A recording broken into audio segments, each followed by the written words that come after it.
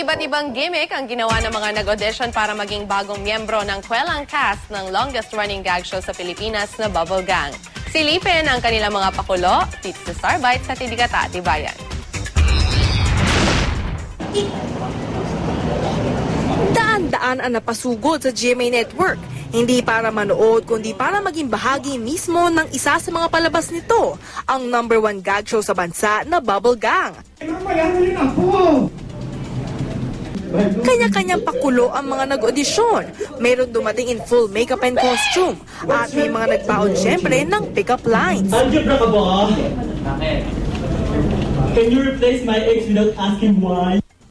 Ang isang ito nga, singer yata ang gustong karir dahil kinanta ang hit song ni Justin Bieber in Kapampangan.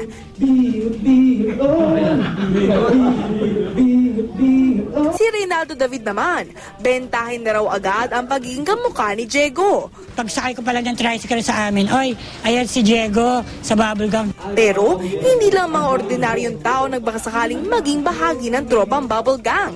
Nakipila rin si former Ateneo Blue Eagle basketball player, Job ni Kamakolam. Bata ako, gusto ko talaga maging part ng Bubble Gang. Pangarap ko rin makasama si Michael V. Hi, Papa! Pati nga ang kapusuhang na si Enzo Pineda, kinailangan pumila rin muna. Sabi niya, wala daw special treatment. Sabi ko, sige.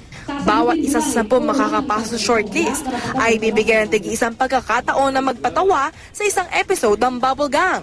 Pero, isa o dalawa lang sa kanila ang madadagdag sa Bubble Gang. Gusto rin mag-discover ng bagong future comedians ang Bubble Gang na talagang galing sa amin. Katatibayan, GMA News.